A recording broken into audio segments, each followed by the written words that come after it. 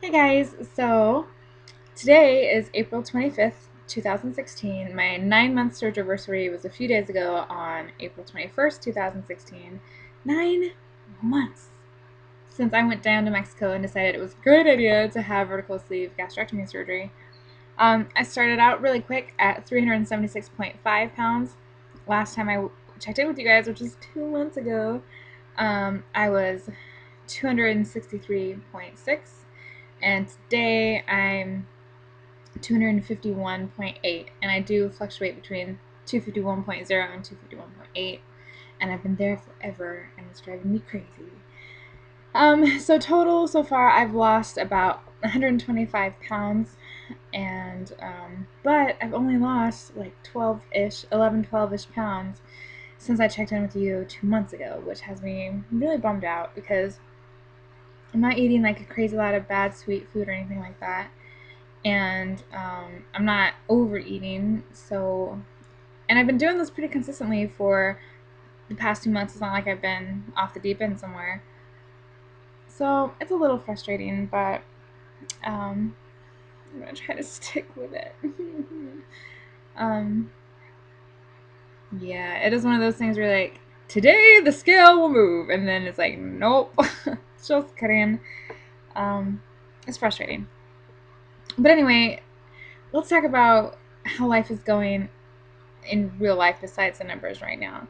Um, One of the reasons why I didn't get to vlog, or I didn't set enough time aside to vlog in March last month, was because I was actually traveling, and um, I went to go visit an old high school friend, and for this, you gotta get on an airplane. And I haven't been on an airplane since my surgery back in July when I was 376.5 pounds, and now at 256 at the time. I was like, oh my gosh, I remember how ridiculously small those seats are when I was walking to first class, and I looked back and I saw economy seats. I'm like, oh my gosh, that is tiny. That is itty bitty. And I remember um, when I was trying to get the information on flights to go to Mexico, I looked up this. If you don't know this website, it's called Seat Guru, Guru, and you can look up all sorts of information about the seats, like the width of the seat, how much leg room it has, stuff like that. So I had already been there looking at that stuff back in July, but I had to refresh myself. And so when I went back there and looked, it was telling me that these airplane seats were only going to be 17 inches, like 17 to 17.8 inches wide. And I'm looking at my butt going, ah, we might have a problem here, people. Not quite sure. I was measuring all sorts of chairs. I was trying all sorts of weird things to measure my rump and all this stuff. And I was like, I'm too big. There's no way. And I was stressing out, like so nervous. And I remember my first set of flights was with American Airlines, and my waist right now, or my circumference of my body, is about 58 or 59 inches around, which is massively huge to some of you folk out there. And if so, okay. But for me, when I first started this out, I couldn't even fit the measuring tape all the way around my waist at all. It was like a good half a foot, like no joke, half a foot away. So to be like touching the tape and even harken a little bit past the tape is like wow, you know. But anyway, I'm still a big girl, and I got a big old, yeah. So 17 inches wasn't very much. So when I first got on the plane, I was sweating bullets. Like, first thing I did notice though was that when I was walking down the aisle to find my plane seat, it wasn't so bad. Like, I had to like be mindful of my hips and me walking and stuff like that, but I wasn't doing like that weird heave ho shuffle thing, you know, like excuse me, turn to the side, you know, suck it in real big. And I was walking down okay, but when I got to my seat and I looked down, like, it looked like a child's seat. And I could just imagine, I just could just imagine, because if these are the seats, right? Like, so, where am I at? Right? So, oh my gosh. Anyway, if you, normally when you sit, you sit in like a normal seat or whatever. I could imagine myself being so big that I would just like end up trying to sit down and just like sit on top of it, like a toilet seat or something, instead of going all the way down into the chair. I was so scared. And of course, there's people in front of you moving ahead, there's people behind you, like, come on, woman, sit down. I'm like, and luckily I was able to book um, aisle seats, because now I didn't know this, and I don't think I needed to, looking back on it now, because of my size. But always book the aisle seats if you're bigger, and I'll tell you why in a minute. But anyway, so here I am thinking that I'm going to hit the top of this thing like a toilet seat, and everybody's gonna be staring at me, and I'm gonna miss my whole trip. So I did the whole like close your eyes and just kind of ease yourself down, and you're waiting until you get stopped or whatever. But I just kept going, and I just kept going, and I'm like, and I actually fit inside the thing, like, oh my gosh. And the things, the armrests weren't like popping up all super crazy or nothing like that. It was good. um I fit in the seat. What? So cool. But anyway, I did have to ask for a seatbelt extender, which is no big deal. Like I said, the first round I flew on American, the people were super nice. The seats were pretty comfy, and yeah, I did need to have a seatbelt extender, but it was only off by probably about that much. So like around here. Um, but that wasn't a big deal. They were able to do it on the sly, and I wasn't like, I asked when I first walked in. I was like, "Hey, do you think I could get a whatever?" And they're like, "Yeah, sure." Making no big fuss over it at all. So thank you to American Airlines for that. And on my way back, I was on United, and same thing. I fit in the seats well, and yeah, on United, I didn't even need a seatbelt extender. It was like right there, like right there. But I was able to fit it, and I was super excited about that. And maybe I'll even put some pictures. Yes, dang it, yes. I was that person that took a picture of me fitting in my seatbelt on the plane. Yes, and my legs. Yes. Yes, please and thank you. Yes, so I might include that here somewhere. Just because I'm a dork, and why not? Whatever. So that was awesome. I felt free for the first time in a long time. Like, I was like, wow, I can get on an airplane and go somewhere now if I want to. And it was comfortable. I didn't have bruises or nothing. The only thing that I don't think fit 100%, and I didn't check American because it was nighttime and I was trying to sleep. That didn't work, just because I can't sleep at night. But on the way back, I thought about taking down the what's that called, the tray that we can put food on, the meal tray, and it didn't come all the way down into my lap where it was supposed to be. It was still, my belly is pretty big belly, so it was still a little uncomfortable there, so I just didn't use it. But that's the only thing, and I was just like, wow, I can go wherever I want to, and I can fit in a plane. And I was so happy. And the funny thing is, I'm getting more afraid of flying a little bit now, because when I went to Mexico the last time, it was really foggy and it was kind of really bumpy there for a minute. So even though I've been flying since I was like 6 years old by myself, um, I'm getting kind of nervous. I'm like, great, now that I'm healthy, I'm gonna die. all these bumps and stuff, and I'm gonna die. But I know not really, but I get more nervous lately for some reason. I don't know.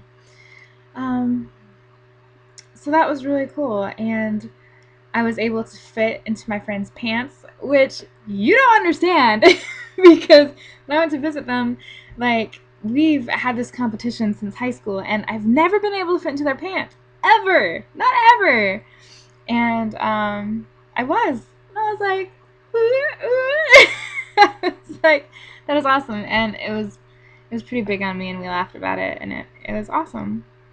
Also, while I was there, we went to the mall, and it was a big mall, not like ginormous huge, but it was big, and it was a big parking lot to even get to the mall.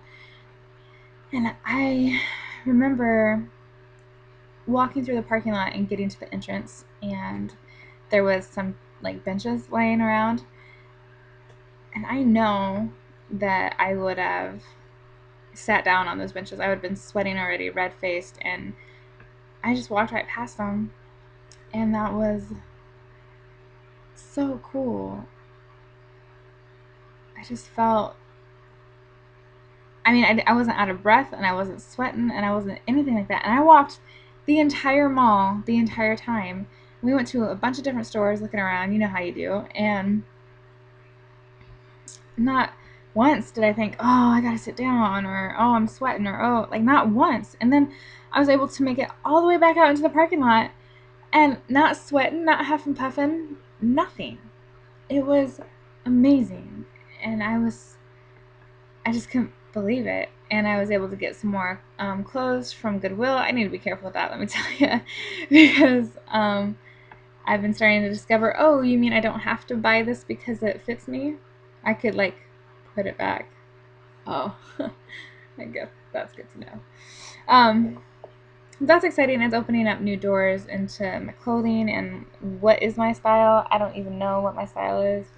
And I've even been experimenting with a sewing machine. I'm not domesticated. I'm really not. People make fun of me, but um, yeah. So I've been working around with alterations on basic things like hemming. Okay, that's a big deal to me. Don't make fun of me. That's a big deal. Um, so that's been really cool. I took Maya on the beach a few days ago, and we walked the furthest I've ever walked ever, and it was beautiful. And again, I walked out there for at least an hour or something, like an hour and a half, maybe more than that, and probably about an hour and a half. Um, and I got back to the car, and I was not winded, not sweaty. I felt good, and I did sit down one time on the way back, but that's because I wanted to sit down and enjoy the view, not because I had to. It was cool. Um, so that's been good. At work, people are starting to comment more that they've seen me lose weight. Um, and, you know, you know how they make those silly comments or like, oh, here comes the skinny girl, and, oh, look at her. She's sashaying across the milieu, and all this stuff. I'm like, what? I don't know if I've said this in a vlog before, but I said, I was like, yeah, these hips don't sashay anywhere. Okay, they just don't. um, but since then, these last 2 months, they've definitely been commenting more on my weight, saying that I look nice, and um, even a coworker who doesn't comment on anything on anybody, um, actually said that they could tell that I was losing weight, and I looked more healthy, and that was cool.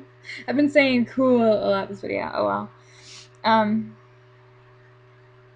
yeah, so that does help a little bit, especially in this time of kind of like a big stall. I kind of feel like slow weight loss, but I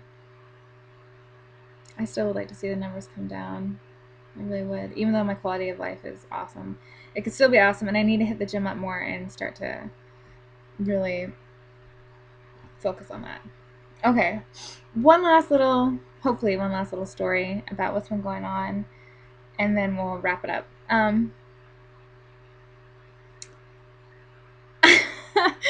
Oh no.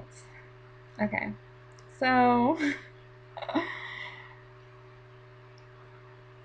wow. Okay, every now and then, I kind of look at like dating websites. Shh, don't say nothing, okay? Gosh. um, my last boyfriend from a few years ago, that's how we met, and we were together for a long time. But that didn't work out, so I'm very gun shy about going back to online dating sites. And I don't even honestly feel like I'm 100% ready to go back into a relationship yet, which is really cool for me. Definitely a huge sign of growth because I'm used to being in a relationship, so I'm used to not being single for very long and then getting in a long-term relationship forever and then breaking up and blah blah. So me being able to say, you know what, it would be nice, but probably in reality not so much, is a sign of growth. But anyway, so I went there the other the other day, and I kind of will pop in like a day or two, and then I'll be off for a few weeks. And then I'll pop in and notice that, oh, like, it's still the same people. I'll leave. Um, but I was there this last time, and me and this guy started talking, and he seemed like a really nice guy. And so after we talked for a few days, we decided that we would like to meet up for, I mean, I guess it was a date. Like, if you don't know somebody and you hook up, to go meet, not hook up, but like to go meet. Is that a date? I don't know. It was really casual, so it was a date, I guess. Sure, why not? Anyway, the reason I bring this up, this really embarrassing part, is one, I'm starting to feel semi-human again. Um, I've spoken in the past about feeling like a gray object, kind of floating around observing people, and you know, when you're a really big person, I had this mentality that I was just kind of like a thing. And I know that might sound weird or different or whatever, but I felt like no one looked at me. And if they did, it was in judgment.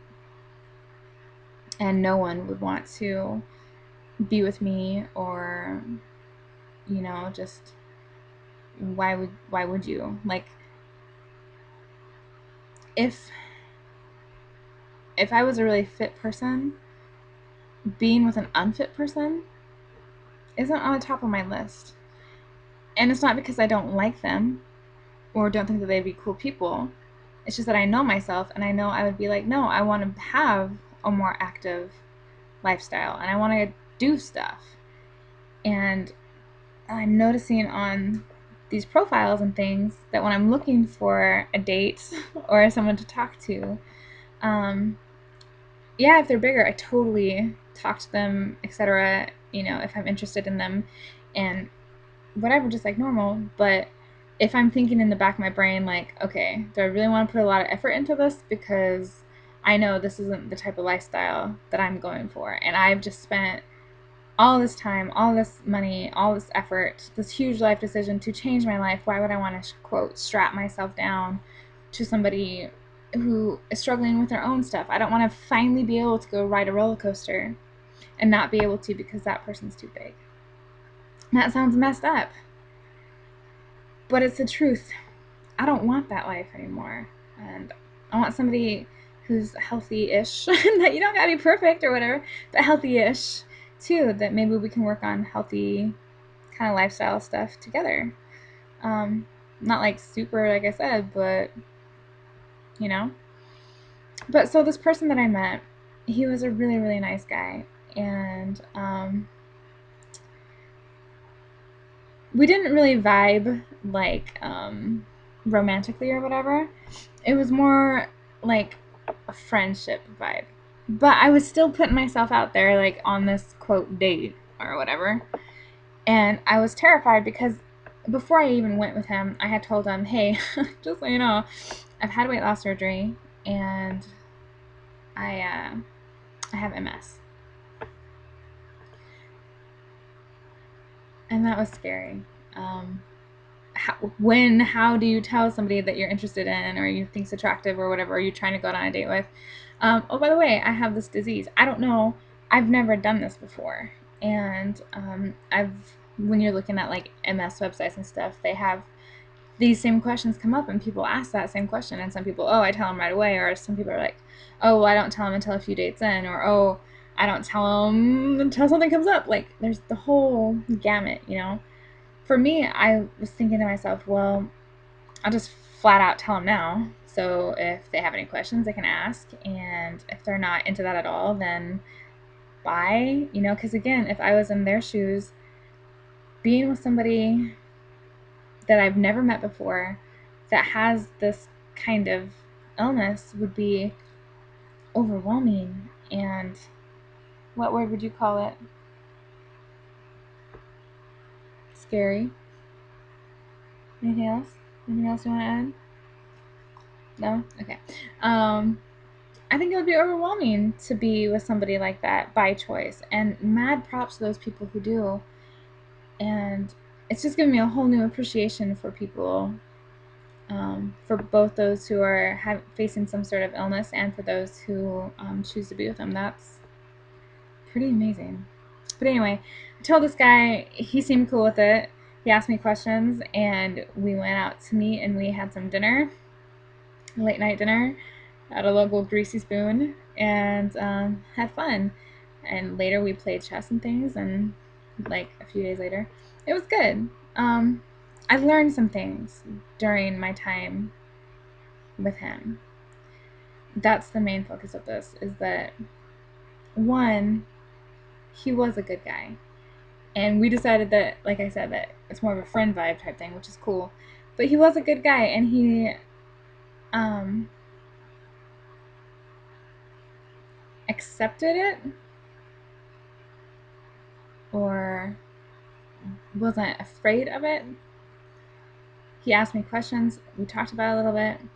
And yeah, so in that regard, he taught me, and he was a perfect person to have this experience with, because it showed me that there are people out there who will see more than your weight loss surgery or more than your MS. That, you know, like he said, and I've heard this before too, but it was nice hearing it from a complete stranger, you know, MS doesn't define you.